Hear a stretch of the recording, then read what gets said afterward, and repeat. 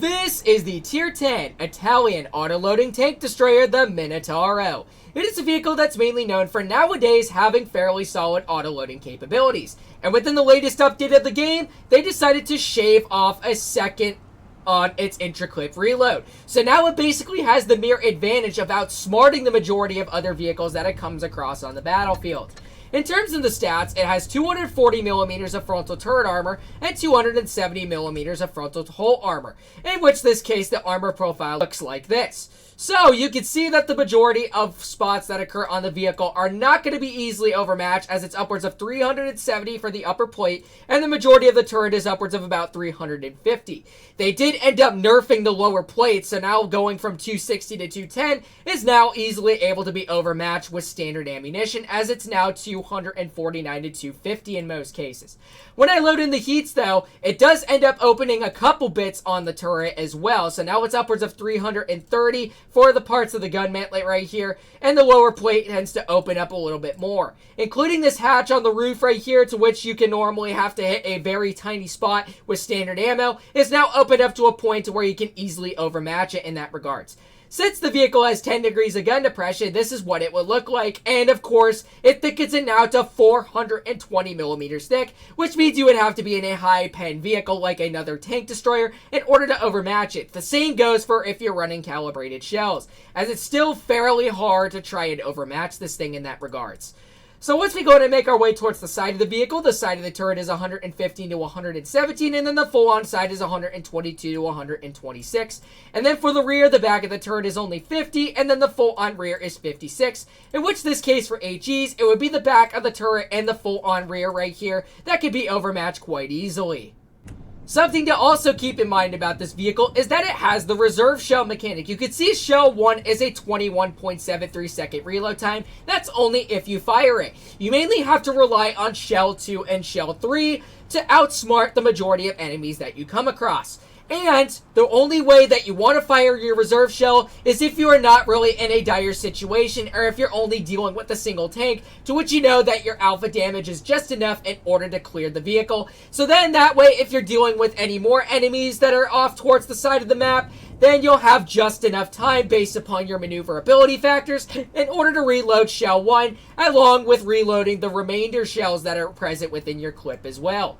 So for the maneuverability, this vehicle goes 34 forward and 12 in reverse, and also has a power to weight of 14.4 along with that, along with an aiming time of 4.1 seconds with 0.398 dispersion. So we've already loaded into our first game, so let's see how we can fare well in terms of that. So in terms of their TDs, they just have a Grill 15 and a Conway. So I basically know what I'm going to be doing apart from that. I'm just going to go sit on the hill right over here and peck some guys off that are coming across. So let's go ahead and do such thing. I'm thinking the Waffentrake is going to do the same thing, which it looks like that he is. We got plenty of support going medium side, so that's not really a concern apart from that. So what do they got for mediums? They have a Char and they have a Project Louis. Okay, so that looks like all they would have. So we're just going to sit right here for the time being and then just wait for the enemies to poke on out. Unless if we could spot some guys that are camping off in the back over there. Alrighty, so let's just sit here. It looks like that, I don't know what our team is doing apart from their behalf. And we also have a stock ST1. So that's pretty unfortunate in terms of that. So, you know what? I'm just going to move on forward. Really no idea what that ST1 is doing, apparently, because he doesn't really have the best of maneuverability factors. Well, the Char is getting right in behind our base, so I'm going to be ready for him to when he pokes. Or unless if I could go directly right behind him with my E50. Alright, let's just go ahead and mosey upwards over here and see how we can do against these enemies. We got a Type 71 off in the back as well. Main focus is the mediums at that, so let's go ahead and mosey on through over here. It looks like they also have their E5 that also went over here. Alright, so the E50 is getting kerblunkers into that Char. I'm actually going to mosey on. Alright, well, we do also have a 95 E6 over here. Looks like we can get a tap into him, as it looks like that he's poking on out all the way. Alright, so I'm actually going to turn my attention back over this way. I don't really know why, but anyways. Looks like the majority of their mediums have really just been dealt with, or not really. The Project Louise is still up at the top. Let's just go ahead and mosey on down over here. See if we can get some nice taps into these enemies right there. We got the T95E6 right over here. Let's see, is he gonna poke? Oh, well, he gets absolutely kerblunker. We got the Type right there. 441 into his vehicle at the moment, so let's go ahead and wait. All right, I didn't want to fire on his hatch. Okay, yep, that's the beauty of 4.1 seconds of aiming time, is that it's not really beneficial. Alright, so I'm just going to wait right here until I can use my second shell or get it loaded back again so that I can get this guy once again, just like that, for a nice tap of 499. He's probably going to hit me. Oh, it looks like that he didn't, surprisingly enough. We also got a grill up at the top. That's interesting. Alright, not able to spot him at the moment, so we're going to have to mosey forward. We got the 95E6. Looks like he might poke, which he does, and we get a nice clear into him at least. Alright, so now we're pretty much just going to rely on Shell 2 and Shell 3 at the moment. Alright, so we're reloading both of the shells in our clip. Alright, and we're going to mosey on through towards the remaining enemies that are over here. Got the Convoy spotted out in the open. Let's see if we can get some kerblunkers into his vehicle. So, aiming on it. Don't know how that shell balanced, which is unfortunate. We also got the grill off to the side. He gets kerblunkered. So let's go ahead and mosey upward over here. We also got the Project Louise up top, who we can spot. Oh, that's the E5, interestingly enough. Let's get a nice tap for 469 and reload once again and guarantee the pen for the second of 381. The gun can sometimes feel pretty nice on this vehicle, especially when it goes to where exactly you're aiming. And he does pen that, which is surprising. All right, we're just going to wait. Or probably not. Maybe he's going to poke once again out in the open. We'll just have to wait and see. So, we don't really have that good of maneuverability factors in order to get on up there, but at least we have our shells reloaded. So, we're just going to wait right here. It looks like that he is going to poke on out once again. There's the E5. Okay, so there's really nothing we can do apart from that, unless if he decides to poke, which is not going to be the case upon our behalf. Alright, so, well, I can't really complain. That was still a solid game at that. Our team really just kind of debated on what side of the map to go to. I kind of just did the same thing as I hesitated a little bit. Wanted to see what would be the best option apart from that. We still did 1847 though. That does not really put us top on the team, of course. Alright, anyways, let's go ahead and put up a better performance apart from our second battle, see how we can fare well. So, I do gotta admit, with that second shaved off, I did really have an advantage for the most part of reloading my clip and just relying on just dumping one single shell. Shell 2 to be exact for the most part. So, here we are in game number 2. Let's see. They have a Jagdpanzeroo, a T-30, and that looks like all they have in terms of their TDs. Alright, let's go ahead and mosey on over here. See what we can do apart from that. I'm really just going to rely on poking behind the hill over here, as I think that would be the best possible explanation for me to do. Alright, we got the E5, and we also got a 121B coming along with us too. So, let's go ahead and mosey our way over here. We could maybe spot some guys pointing themselves up at the top, like the Caro right there. Alright, well, it looks like he's going downwards, so let's go ahead and mosey up forward just a little bit. See what else they would have spotted. You gotta be slightly careful. Alright, well, we got the Jag spotted right over there. Alright, let's go ahead and make sure he's gonna poke on out a little further. Alright, not really able to see him apart from that. Also got the E50 off to the side. Okay. What are we gonna do here? Alright, well, the Jag is still focused in on our TDs. Well, he's not really focused in on me, surprisingly enough. I am not gonna risk taking that shell unless if he pokes out further. So, we got an enemy in A, which is unfortunate, so. Alright, what do they have that's gonna poke on out? That Jag is still over there. That is a shell I am not really willing to take. We also got a Type 68 off to the side who we can spot, surprisingly enough. Alright, loading the shell on in. Alright, we're gonna have to wait now. Oh, there's the Type. Barely misses. Alright, I see how it is. Interesting. Alright, we also got the Jag. Alright, let's see. We got the E50 off to the side. Oh, the Jag is poking out a little more. Oh, I really wanted to get that shell out. Unfortunate. Okay, let's see. Type is backing on up. Alright, which gives us a mere advantage to maybe get a shell into this Jag now. Oh, he's going to angle. Let's load in a heat to guarantee that pen. There we go. And fire in a second one. 473. Alright, so standard ammo did end up cutting through that, which is good. Got the T-22 up top. Not really able to do nothing about that. Alright, so we're reloading shell 2 once again. Alright, not really able to do much apart from that. So let's go ahead and just rely on my... Oh, what is the Caro doing over here? That is strange. All right. Well, anyways, we got the Type 68 off to the side. What do I want to do? Yag is over there still. All right, we'll just have to go ahead and finish off the Caro maybe, or the TVP's got him. All right, good. That's really good. All right. So where is this Yag at? I would be really interested to know apart from that. Okay, so it looks like he went downwards, but he is coming back out. So I'm just going to attack C for now. We got the Yag right there. Barely missing that shell, which is unfortunate. So you know what? I'm just going to go right at these two enemies right over here, see what I can do.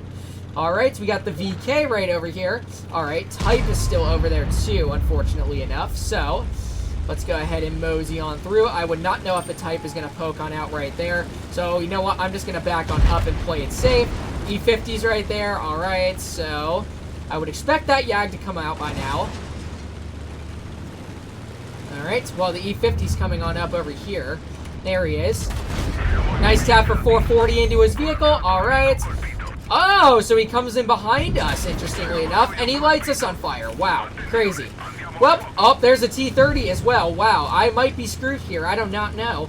All right, so I'm going to have to rely on my auto-loading capabilities. 556, that is a nice roll. Where is my team? I would appreciate if I could get a little bit of support here. Please and thank you. So, of course, he pens that. So, 1, a 2. All right, I'm gonna have to rely on maybe. All right, well, just getting that shell out. Okay, that's really good. But I am gonna get cleared here. That's without a doubt. So as long as I play gunsies with this guy and play this right, he probably will not have a chance to pen me. So okay, and he does pen that. Wow, no freaking support whatsoever. Of course, because our TVP was the last one left, and now he's gonna get Kerblunker here. Whoa! Thank you, team, so much for that lovely support, and I most sincerely appreciate that. Okay, well, just go ahead and finish off the TVP and let me move on. That's pretty much all I gotta say in terms of that. Well, that was a better performance, and that's without a doubt. It clearly just goes to show that the Minnow can be a very deadly foe to face, especially if the shells are going directly to where you are aiming at times. So in this one, 31-29, and we did give valiant effort for that one, surprisingly enough. Destroying one in the process. Oh, we did second on the team, surprisingly enough. Okay, game number 3. Let's see how we can do.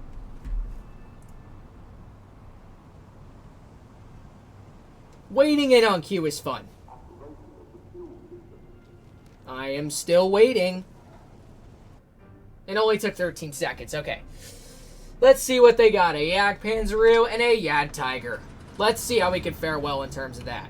Because my RNG loves to screw me so much. I don't know why. So, of course it would be this map. What do they got for mediums? It looks like they have a Caro, and that's the only one that they would have. So, I'm just going to go over to the right. Basically rely on my turret to do some of the talking. I'm going to actually go and poke over the ridge line right over here. That way, some of the enemies would have a little bit of trouble trying to cut through my turret at that. So, let's go ahead and mosey on through towards this little ridge line and use gun depression. That's really the main thing about this thing. So, you already got an E100 spotted off in the back, so let's go ahead and wait to see if he's going to poke. I'm actually going to point myself through like this. Alright, come on, Stinker. I know you want to do it. Come on, E100. And I hesitated. Beautiful start. Alright, well, I can make up for that one most... What the heck, bro? Exactly my point. Why is my RNG so shit in this game, bro? Like, I swear, 2 point-blank shots. I didn't even know where they went. Crazy. Anyway, let's go ahead and hit the motion now. Okay, well, at least that one hits in his hatch. Jeez, crazy. Anyway, let's go ahead and stay put right here. I'm actually going to wait for both shells to reload as these two are still out in the open. So 7, 6, 5, 4... Okay. Anyway, 1, 0, and a pokeroni. Again, another miss. Crazy. Okay, well, at least he bounces that, and at least we get shell 2 out. That's the main advantage of being in an autoloader, is that you can just get away with stuff like that. Caro's in our base. I don't really know why, but anywho, let's just go ahead and mosey on forward then. The Yag Tiger's also out in the open. I'm just going to have to plop myself out over here. See what else we can spot. Alright, well, the Yo finishes off one of our guys.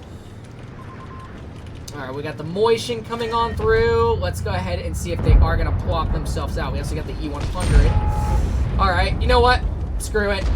Caro's right there, so... 708! There's a good example of the gun right there. Holy cow, bro. That HE output is a very hard hitter right there, and he's mad. Well, that sucks to be you, buddy, when you have somebody that's in a TD that's not really meant to be a frontline one at that. So, anyways, let's go ahead and mosey on through over here. We got the E100 coming on out in the open. Let's see. Oh, we got the Moishin's rear right there. Very crazy balance, if I do say so myself. So, Beast got another clear as day shot for 505 into the side of his vehicle. The Alpha does really feel nice at times when you're able to get those high rolls just like that. Alright, well, the E100 is coming up towards us, so I'm just going to rely on loading both of my shells in once again. 3, 2, 1. Alright, E100 fires, which is good. Let's get a nice tap for 394, and then let's go ahead and bounce the second one. We love to see that, Wargaming. Although I was not aiming in on his upper infrastructure, which is kind of crazy. So, 3, 2, 1. We got the Moishin out in the open now. 508. There's another fairly solid roll at that. That is 3,400 damage right there already. So we're going to back on up just a little bit. I'm going to rely on my team to kind of help me out right here, as that would be really beneficial considering that they have two very deadly tanks right here. So we got the Moishin once again. Let's go ahead and 545. Oh my gosh, that is a nice roll. Well, we're definitely going to lose this one again as they are up on base cap. As long as our guys can put up, or at least cap some of the bases at that.